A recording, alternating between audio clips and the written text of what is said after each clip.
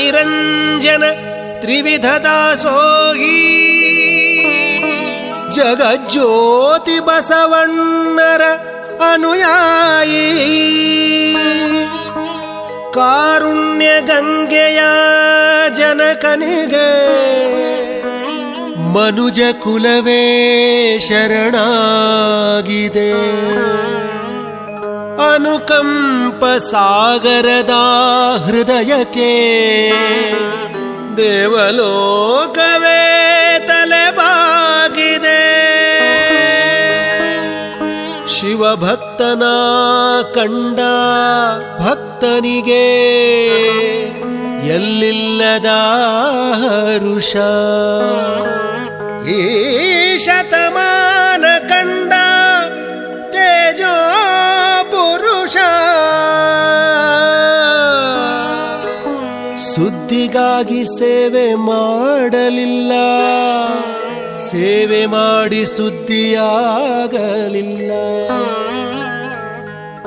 ಸದ್ದಿಲ್ಲದೆ ಸೇವೆ ಮಾಡಿದ ನಡೆದಾಡುವ ದೇವರೇ ಆದ.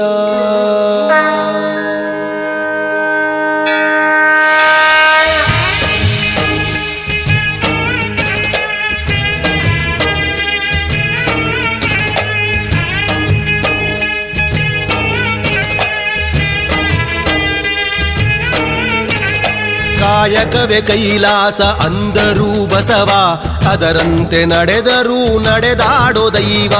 ಕಾಯಕವೇ ಕೈಲಾಸ ಅಂದರೂ ಬಸವ, ಅದರಂತೆ ನಡೆದರೂ ನಡೆದಾಡೋ ದೈವ. ಜಗದಲ್ಲಿ ಸಾರಿದ ಸತ್ಯ ಹಿಂಸೆಯ ನಡೆಯಲಿ ತೋರಿದ ಸಮತಾ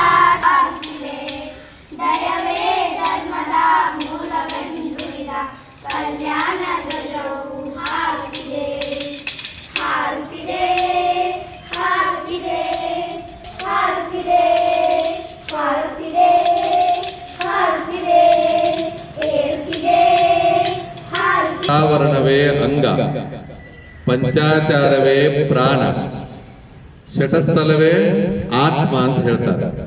ಆ ನಿಟ್ಟಿನಲ್ಲಿ ಶಟಸ್ಥಲ ಧ್ವಜಾರೋಹಣ ಮಾಡುವುದರ ಮುಖಾಂತರ ಈ ಕಾರ್ಯಕ್ರಮವನ್ನ ಅದು ಧಾರ್ಮಿಕವಾಗಿ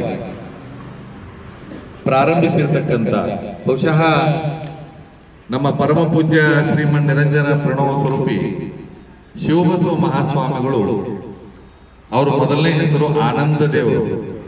ಬಹುಶಃ ಆನಂದದಿಂದಲೇ ಹುಕ್ಕೇರಿಗೆ ಬಂದರು. ಆದರೆ ಆನಂದದಿಂದ ಬಂದ ಮೇಲೆ ಈ ಊರಿನ ಎಲ್ಲಾ ಭಕ್ತರ ಮನಸ್ಸಿಗೆ ಸ್ಪಂದಿಸುವ ಮುಖಾಂತರ ಅವರು ಶಿವಬಸವರಾಗಿದ್ದಾರೆ. ಶಿವಬಸವರಾಗುವುದರ ಮುಖಾಂತರ ನಿಮ್ಮನ್ನೆಲ್ಲ ಹಾರೈಸ್ತಾ ಇದ್ದಾರೆ, ಆಶೀರ್ವದಿಸ್ತಾ ಇದ್ದಾರೆ. ಹಾಗೂ ಶಿವಲಿಂಗೇಶ್ವರ ಮಹಾಸ್ವಾಮಿಗಳ ಪುಣ್ಯ ಸ್ಮರಣೋತ್ಸವದ ನಿಮಿತ್ತವಾಗಿ 2 ದಿನಗಳ ಕಾರ್ಯಕ್ರಮ ವಿಶೇಷವಾಗಿ ನೆರವೇರುವ ಮುಖ್ಯವಾಗಿ ಇವತ್ತು ಶಟಸ್ಥಲ ಧ್ವಜಾರೋಹಣ ಕಾರ್ಯಕ್ರಮದಲ್ಲಿ ಪಾಲ್ಗೊಂಡು ನಮ್ಮನ್ನೆಲ್ಲರನ್ನ ಆಶೀರ್ವದಿಸಿರುವಂತಹ ಶಟಸ್ಥಲ ಬ್ರಹ್ಮ ಚಂದ್ರಶೇಖರ ಶಿವಾಚಾರ್ಯ ಮಹಾಸ್ವಾಮೀಜಿಯವರಿಗೆ ಭಕ್ತಿಯ ಶರಣಾರ್ಥಿಗಳನ್ನು ಸಲ್ಲಿಸಿ ಆಗಮಿಸಿರುವಂತಹ ಎಲ್ಲ ಸತ್ಪತ್ತರೆ ಮುಖ್ಯವಾಗಿ 2 ದಿನಗಳ ಕಾರ್ಯಕ್ರಮಕ್ಕೆ ಮುಖ್ಯವಾಗಿ ಯಾವುದೇ ಒಂದು ಧಾರ್ಮಿಕ ಮಠಮಾನ್ಯಗಳಲ್ಲಿ ಒಂದು ಶಟಸ್ಥಲ ಧ್ವಜಾರೋಹಣ ಅನ್ನೋದು ಬಹಳ ಮುಖ್ಯವಾಗಿರುವಂತಹದ್ದು.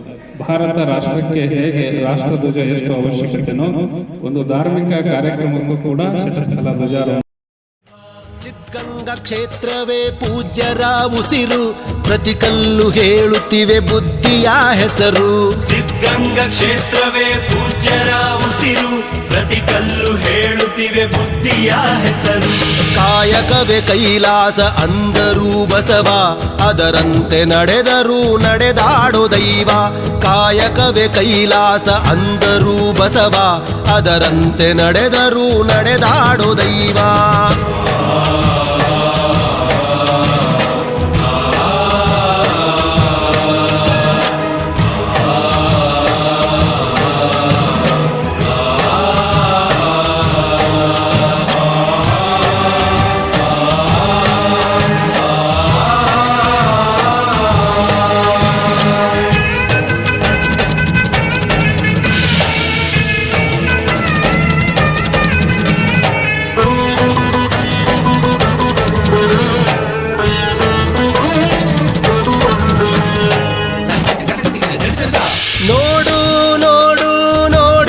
ಬಂದು ಆರಿಲ್ಲ ಹಚ್ಚಿದ ಒಲೆಯೂ ಎಂದು ನೋಡು ನೋಡು ನೋಡಿಲ್ಲಿ ಬಂದು ಆರಿಲ್ಲ ಹಚ್ಚಿದ ಒಲೆಯೂ ಎಂದು ಊರೂರು ತಿರುಗಿ ಭಿಕ್ಷೆಯ ಬೇಡಿ ಅನ್ನವ ಹಾಕಿದ ಯೋಗಿಯ ನೋಡಿ ಜಾತಿ ಮತಗಳಿಗೆ ಬೆಂಕಿಯ ಇಟ್ಟು ಎಲ್ಲರೂ ಒಂದೇ ಎನ್ನುವುದ ನೆಟ್ಟು ಜ್ಞಾನದ ಜ್ಯೋತಿಯ ಹಚ್ಚುತ್ತ ನಡೆದ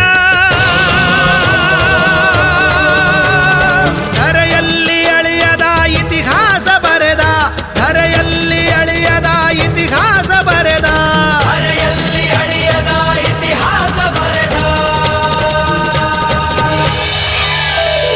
ಕಾಯಕವೇ ಕೈಲಾಸ ಅಂದರೂ ಬಸವ ಅದರಂತೆ ನಡೆದರೂ ನಡೆದಾಡೋ ದೈವ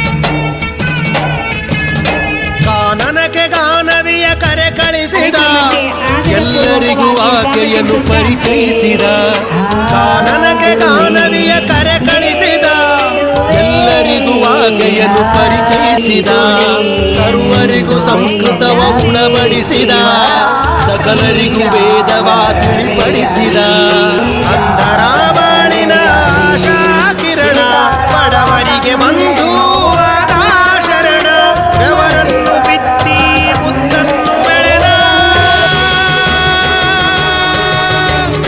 ಭಾರತ ಮಾತೆಗೆ ಹಾರವನ್ನು ಹಾಕಿದ ಭಾರತ ಮಾತೆಗೆ ಹಾರವನ್ನು ಹಾಕಿದ ಭಾರತ ಮಾತೆಗೆ ಹಾರವನ್ನು ಹಾಕಿದ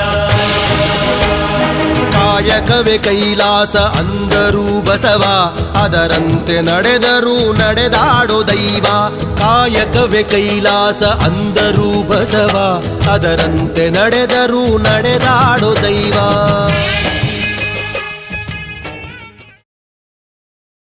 ಈ ವರ್ಷ ಬಹಳ ವಿಶೇಷವಾಗಿರುವಂತಹದ್ದು ಕಲ್ಯಾಣದಲ್ಲಿ ಆಗಿ ಹೋಗಿರುವಂತ ಎಲ್ಲ ಶರಣರ ವೇಷಭೂಷಣ ಹಾಗೂ ವಚನ ಕಂಠಪಾಠ ಸ್ಪರ್ಧೆ ಭಾವಗೊಳ್ಳಬೇಕು.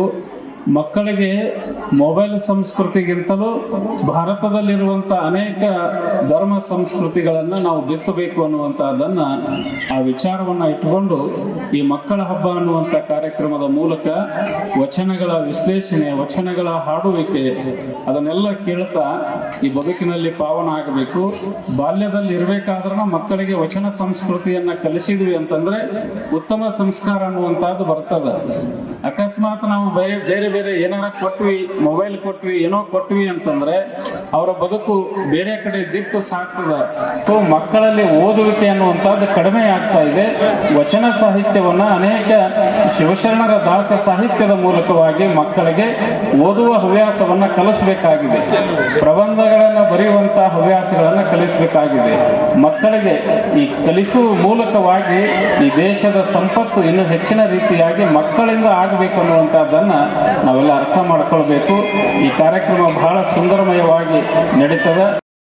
ಸುಖವನ್ನು ಕಾಣೆಂದರು, ದಾನದಲ್ಲಿ ಧ್ಯಾನವೂ ಇದೆಯೆಂದರು, ತ್ಯಾಗದಲ್ಲಿ ಸುಖವನ್ನು ಕಾಣೆಂದರು, ಸೇವೆಯಲ್ಲಿ ದೇವರನ್ನು ನೋಡೆಂದರು, ಪ್ರೀತಿಯಲ್ಲಿ ಜಗವನ್ನು ಗೆಲ್ಲೆಂದರು. ಉತ್ಥಾನ ಶ್ರೀಗಳು ಕೆತ್ತಿದ ಮೂರುತಿ, ಇರುಳಾದ ಬಾಳನ್ನು ಬೆಳಗಿತು ಜ್ಯೋತಿ. ಪದಗಳಿಗೆ ನಿಲುಕದ ಸಾಧಕ ನೀನು, ನಿನಗಾಗಿ ಬರೆದದ್ದು ಶೂನ್ಯ ನಾನು, ನಿನಗಾಗಿ ಬರೆದದ್ದು ಶೂನ್ಯ ನಾನು, ನಿನಗಾಗಿ ಬರೆದದ್ದು ಶೂನ್ಯ ನಾನು. ಕಾಯಕವೇ ಕೈಲಾಸ ಅಂದರೂ ಬಸವ ಅದರಂತೆ ನಡೆದರೂ ನಡೆದಾಡೋ ದೈವ ಕಾಯಕವೇ ಕೈಲಾಸ ಅಂದರು ಬಸವ ಅದರಂತೆ ನಡೆದರೂ ನಡೆದಾಡೋ ದೈವ ಅದರಂತೆ ನಡೆದರು ನಡೆದಾಡು ದೈವ ಅದರಂತೆ ನಡೆದರು ನಡೆದಾಡು ದೈವ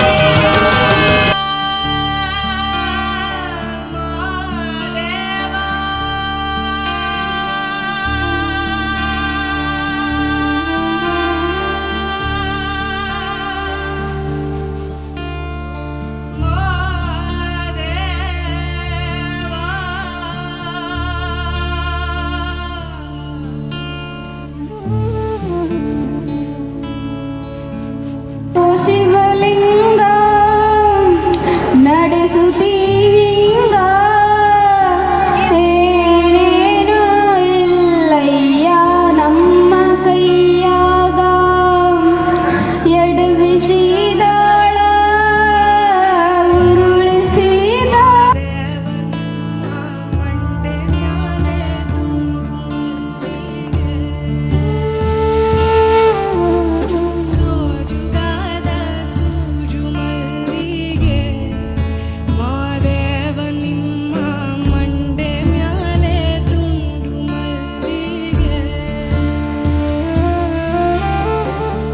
ಅಂದಾವರೆ ಮುಂದಾವರೆ ಮತ್ತೆ ತಾವರೆ ಪುಷ್ಪ ಚಂದಕ್ಕಿ ಮಾಲೆ ಬಿಲ್ಪತ್ರೆ ಮಾದೇವ ನಿಮ್ಗೆ ಚಂದಕ್ಕಿ ಮಾಲೆ ಬಿಲ್ಪತ್ರೆ ತುಳಸಿದಳವ ಮಾದಪ್ಪನ ಪೂಜೆಗೆ ಬಂದು ಮಾದೇವ ನಿಮ್ಮ ಸೋಜುಗಾದ ಸೂಜುಮಲ್ಲಿಗೆ ಮಾದೇವ ನಿಮ್ಮ ಮಂಡೆ ಮ್ಯಾಲೆ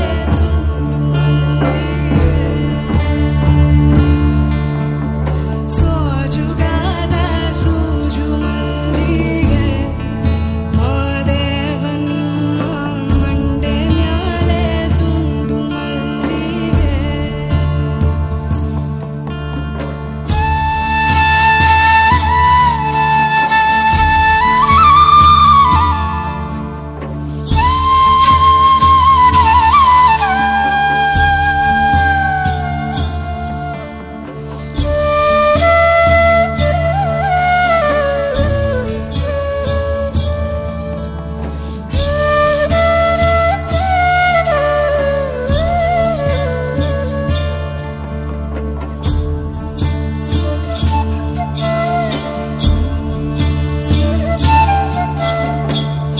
ತಪ್ಪಾಳೆ ಬೆಳಗ್ಯೂನಿ ತುಪ್ಪವ ಕಾಯ್ಸ್ಯೂನಿ ಕಿತ್ತಾಳೆ ಹಣ್ಣ ತಂದ್ಯೂನಿ ಮಾದೇವ ನಿಮ್ಗೆ ಕಿತ್ತಾಳೆ ಹಣ್ಣ ತಂದ್ಯೂನಿ ಮಾದವ್ವ ಕಿತ್ತಾಡಿ ಬರುವ ಪರಸೆಗೆ ಮಾದೇವ ಶ್ರೀ ಡಾಕ್ಟರ್ ಮಲ್ಲಿಕಾರ್ಜುನ ಮಹಾಸ್ವಾಮಿಗಳು ಗುರುನಾಥರ ಪರಮ ಪೂಜ್ಯರ ಅನುಪಸ್ಥಿತಿಯಲ್ಲಿ ಕನ್ನಡದ ಜೋರಾದ ಪಾಡಿಯೊಂದಿಗೆ ಪರಮ ಪೂಜ್ಯರನ್ನು ಸ್ವಾಗತಿಸ್ತಾ ಇದ್ದೇನೆ.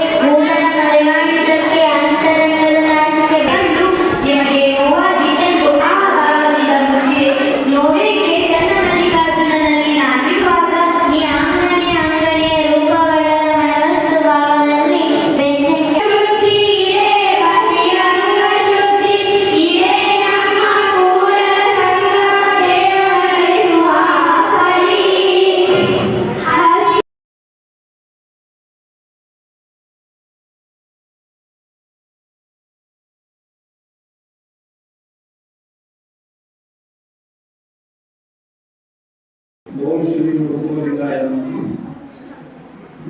ಜಗದಗಲ ಮಗಿದಗಲ ವಿಜಯಗಲ ನಿಮ್ಮಗಲ ಪಾತಾಳದಿಂದ ಹೊತ್ತ ನಿಮ್ಮ ಶ್ರೀಚರಣ ಬ್ರಹ್ಮಾಂಡದಿಂದ ಹೊತ್ತ ನಿಮ್ಮ ಶ್ರೀಮಂತ ಅಗಮ್ಯ ಅಗೋಚರ ಕೃಷ್ಣನಿಂದಲೇ ಕೂಡಲ ಸಂಗಮ ದೇವಾಯನ ಕರಸ್ಥಲಕ್ಕೆ ಬಂದು ಸ್ಮರಣೆಯ ಬಸವಾದಿ ಶಿವಶರಣನ ಸ್ಮರಣೆ ಮಾಡಿ ಕಲ್ಲೋಕಿ ದೇವರನ್ನು ಪೂಜಿಸುವ ಭಕ್ತರಿಗೆ ಮಾತನಾಡುವ ದೇವರನ್ನು ಸೃಷ್ಟಿ ಮಾಡಿದ ಯುಗಪುರುಷ ಹಾನಗಲ ಕುಮಾರಶ್ರೀಗಳ ಮನೋದಲ್ಲಿ ಸ್ಮರಣೆ ಮಾಡಿ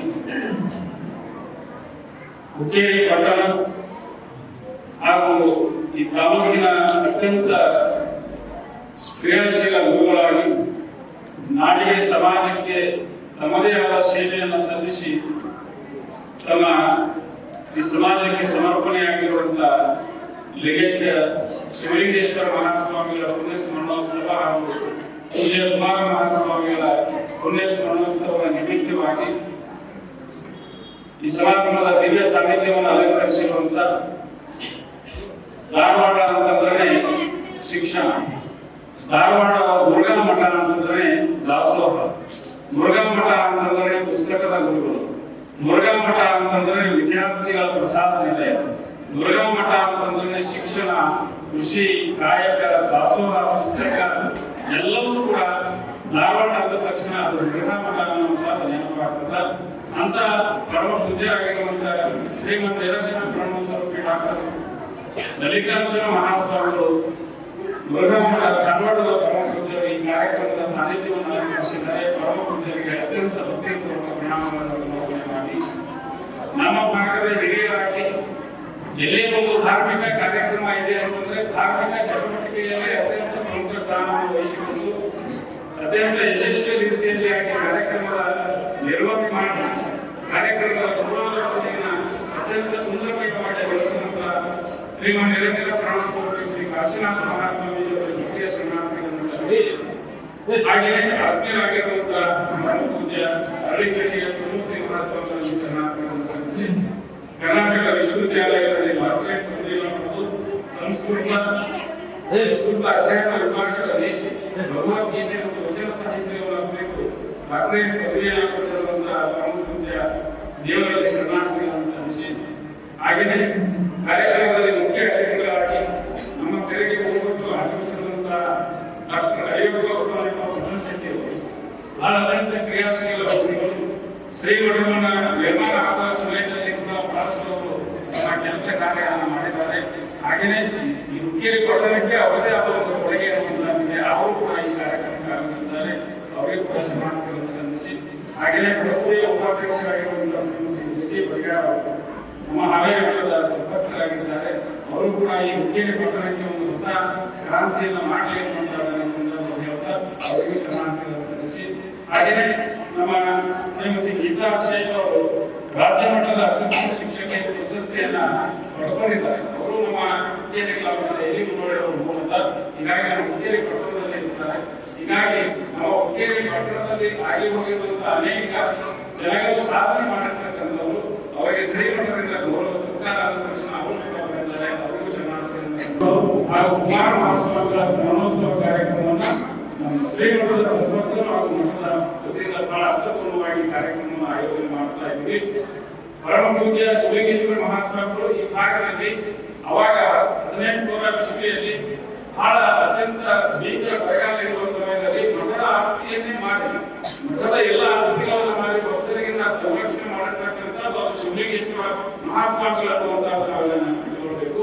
ಅಂತ ಶಿವಲಿಂಗೇಶ್ವರ ಮಹಾಸ್ವಾಮಿಗಳು ತದನಂತರ ಈ ಹುಕ್ಕೇರಿ ಪಟ್ಟಣಕ್ಕೆ ಏನ್ ಮೂಲಭೂತ ಸೌಕರ್ಯ ಬೇಕಲ್ಲ ಆ ಎಲ್ಲದಕ್ಕೂ ಕೂಡ ಜಾಗ ದಾನ ಮಾಡಿ ಸರ್ಕಾರಕ್ಕೆ ಸ್ವತಃ ಅವರೇ ಬರೆದುಕೊಂಡ್ರು. 1952ರಲ್ಲಿ ಸಿವಿಲ್ ಕೋರ್ಟ್ ಹುಕ್ಕೇರಿ ಒಳಗೆ ಹಾಕಬೇಕು ಕಾರಣ ಅಂತಂದ್ರೆ ಅದಕ್ಕೆ ಮೂಲ ಕಾರಣ ಶಿವಲಿಂಗೇಶ್ವರ ಮಹಾಸ್ವಾಮಿಗಳು.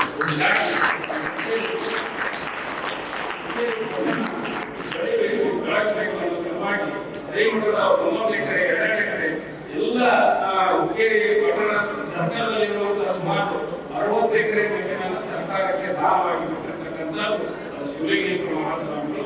ಹಾಗೆಯೇ ಕುಮಾರ ಮಹಾಸ್ವಾಮಿಗಳು ಈ ಭಾಗದಲ್ಲಿ ಕನ್ನಡ ಶಾಲೆಯನ್ನು ತೆಗೆದುಕೊಳ್ಳುವಾಗಿ 1991ರಲ್ಲಿ 90ರ ದಶಕದಲ್ಲಿ 90ನೇ ಇಸ್ವಿಯಲ್ಲಿ ಯಾವುದೇ ಒಂದು ಕಾನ್ವೆಂಟ್ ಸ್ಕೂಲ್ ಇರಲಿಲ್ಲ. ಪ್ರಾಥಮಿಕ ಶಾಲೆಗಳು ಪ್ರವೇಶ ಇರಲಿಲ್ಲ. ಅಂತಹ ಕಾಲಘಟ್ಟದಲ್ಲಿ ಕುಮಾರ ಮಹಾಸ್ವಾಮಿಗಳು ಶ್ರೀಮಠದ ಸದಸ್ಯನ ಕೊನೆ ಒಳಗಿನ ಕನ್ನಡ ಶಾಲೆಯನ್ನು ತೆಗೆದು ಕನ್ನಡವನ್ನು ಉಳಿಸಬೇಕು, ಕನ್ನಡವನ್ನು ಬಳಸಬೇಕು ಅನ್ನುವಂತ ನಿಟ್ಟಿನೊಳಗ ಕುಮಾರ ಮಹಾಸ್ವಾಮಿಗಳು 91ರಲ್ಲಿ ಕನ್ನಡ ಶಾಲೆಯನ್ನು ತೆಗೆದು ಈ ಭಾಗದ ಜನರಿಗೆ ಶಿಕ್ಷಣವನ್ನು ಕೊಟ್ಟರು. ಅವರು ಶಿಕ್ಷಣವನ್ನು ಪಡ್ಕೊಳ್ಳೋದು ಇವತ್ತು ಅನೇಕ ಜನ ಸಿಂಗಾಪುರದಲ್ಲಿದ್ದಾರೆ, ದುಬೈದಲ್ಲಿದ್ದಾರೆ, ಇಂಗ್ಲೆಂಡ್ನಲ್ಲಿದ್ದಾರೆ. ಇವತ್ತಿಗೂ ಕೂಡ ಅವರು ನಮ್ಮ ಶಾಲೆ ಹೆಸರನ್ನು ತೆಗೆದು ಬಹಳ ಅರ್ಥಪೂರ್ಣವಾಗಿ ನೆನೆಸ್ತಾರೆ. ಯಾಕಂತಂದ್ರೆ ಆ ಸಣ್ಣ ಸಣ್ಣ ಕೊಲೆಯೊಳಗೆ ಬಹಳಷ್ಟು ಅವ್ರದ್ದು ಶಿಕ್ಷಣ ನೆನಪು ಬಹಳ ದೊಡ್ಡದಿದೆ ಅನ್ನುವಂಥದ್ದನ್ನ ಇವತ್ತಿಗೂ ಕೂಡ ನೆನೆಸ್ತಾರೆ.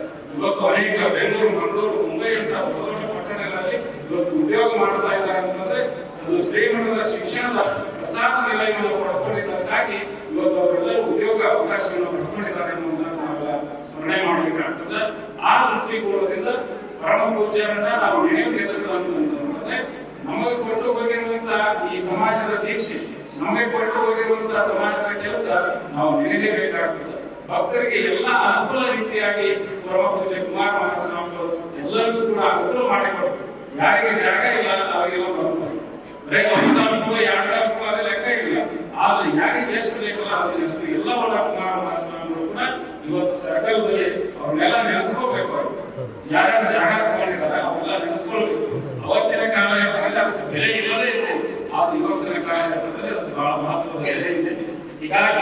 ಹಾಗಾಗಿ ಮಠದ ಶ್ರೀಮಠದ ಆಸ್ತಿಯನ್ನು ಬಹಳಷ್ಟು ಜನ ತಾವೆಲ್ಲ ಸಂಪತ್ತಿಗಾಗಿ ಹುಟ್ಟಿದ್ದಾರೆ ಅನ್ನೋದು ಬಹಳ ಸಂತೋಷಕರವಾಗಿರ್ತಕ್ಕಂಥದ್ದು. ಹೀಗಾಗಿ ಎಲ್ಲ ಅಳೆಯುತ್ತಿರುವಂತಹ ಶ್ರೀಮಠವನ್ನ ನಮ್ಮ ತೋಟದಲ್ಲಿ ಸಿದ್ದರಾಮ ಮಹಾಸ್ವಾಮಿಗಳ ಕೃಪಾ ಆಶೀರ್ವಾದದಿಂದ ಇವತ್ತು ನಾವೆಲ್ಲ ಇದ್ದೀವಿ. ಈ ಮಠದೊಳಗೆ ಇರಬೇಕಾದ ಮೂಲ ಕಾರಣ ಅಂತಂದ್ರೆ ಸನ್ಮಾನ್ಯ ದಿವಂಗತ ಉಮೇಶನ ಕರ್ತೇವು ಹಾಗೂ ರಮೇಶನ ಕರ್ತೇವು ಈ ಮಠದ ಮೇಲೆ ಬಹಳಷ್ಟು ಅಪಾರವಾಗಿರುವಂತಹ ಶ್ರದ್ಧೆಯನ್ನು ಹೊಂದಿದ್ರು.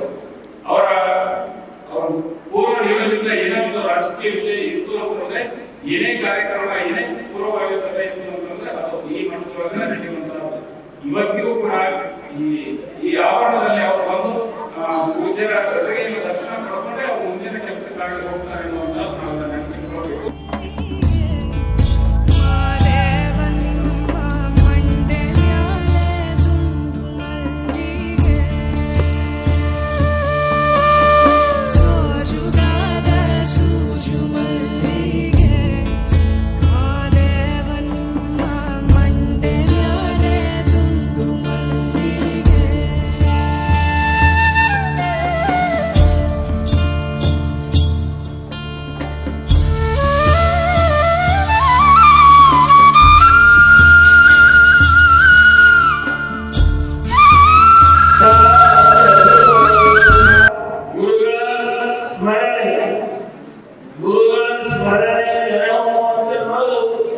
ಅದು ಸುಖ ಸಮುದ್ರ ಅಂತ ಪವಿತ್ರವಾಗಿರುವಂತಹ ಕಾರ್ಯ. ನಿನ್ನ ಸಾಹಿತ್ಯದಲ್ಲಿದ್ದವರಿಗೆ ಭಗವಂತನ ದೈವತ ಅನ್ನೋ ಮಾತನ್ನ ಮೈಲಾರ ಬಸವಲಿಂಗೇಶ್ವರರು ಹೇಳ್ತಾರೆ. ಶಿವನ ಸಾನ್ನಿಧ್ಯದೊಳಗಿದ್ದವರಿಗೆ ಉಪದೇಶ ಅಂತ ಇದ್ರು. ಆಗ ಗುರುವಿನ ಸಾನ್ನಿಧ್ಯದೊಳಗಿದ್ದವರಿಗೆ ಅವರು ಭಗವಂತ ಅನ್ನೋದಿಲ್ಲ ಅಂತ ಹೇಳ್ತಾರೆ. ಆಗ ಗುರುವಿನಲ್ಲಿ ಅದ್ಭುತವಾಗಿರುವಂತಹ ಶಕ್ತಿ. ಅಲೆಕ್ಸಾಂಡರ್ ಒಂದು ದಿನ ವಾಯುಮಾನಕ್ಕಾಗಿ ಹೋಗ್ತಾ ಇದ್ದ. ಅವನ ಜೊತೆಗೆ ಹೀಗೆ ಮಂತ್ರಿಗಳು ಕೂಡ ಹೋಗ್ತಾ ಇದ್ದರು. ಉಭಯರು ಮಾತಾಡ್ತಾ ಹೋಗ್ತಾ ಇದ್ದರೆ ದಾರಿಯಲ್ಲಿ ಅವರ ಗುರುವಾಗಿರುವಂತಹ ಅರಿಸ್ಟಾಟಲ್ ಎದುರಿಗೆ ಬಂದರು. ಎದುರಿಗೆ ಬಂದ ತಕ್ಷಣ ಶಿಷ್ಯ ಗುರುವಿನಲ್ಲಿ ನೋಡಿದ, ಅಲೆಕ್ಸಾಂಡರ್ ನೋಡಿದ. ದೂರದಿಂದಾನೇ ಗುರು ಬರ್ತಾನೆ ತಕ್ಷಣದಲ್ಲಿ ದೀರ್ಘ ನಮಸ್ಕಾರವನ್ನು ಆಗ ಗುರು ಸಮೀಪದಲ್ಲಿ ಬಂದು ಅವರಿಗೆ ಆ ಶುಭವನ್ನು ಕೋರಿ ಮುಂದೆ ಅರಿಸ್ಟಾಟಲ್ ಹೋಗಿದ್ರು. ಆಮೇಲೆ ಎದ್ದು ಮುಂದೆ ಹೋಗ್ತಾ ಇದ್ದ ಅವನ ಮಂತ್ರಿ ಇದ್ದಿದ್ದಲ್ಲ, ಅವಾಗ ಕೇಳ್ದ ಅಲೆಕ್ಸಾಂಡರ್ ಕೇಳ್ದ, ಅಲ್ಲ ನಿಮ್ಮ ತಂದೆಯವರಿಗೆ ನೀವು ಯುದ್ಧ ನಮಸ್ಕಾರವನ್ನು ಮಾಡಿಲ್ಲ, ಆದ್ರೆ ಯಾವೊಬ್ಬ ಸಂತ ಸಾಧು ಕಾಲಿಂದ ಹೋಗ್ತಾನ ಅಂದ್ರೆ ಈಗ ದೀರ್ಘದ ನಮಸ್ಕಾರವನ್ನು ಆಗಿಲ್ಲ. ಏನು ಆಶ್ಚರ್ಯ ಅನಿಸ್ತಿದ್ದೇನೆ.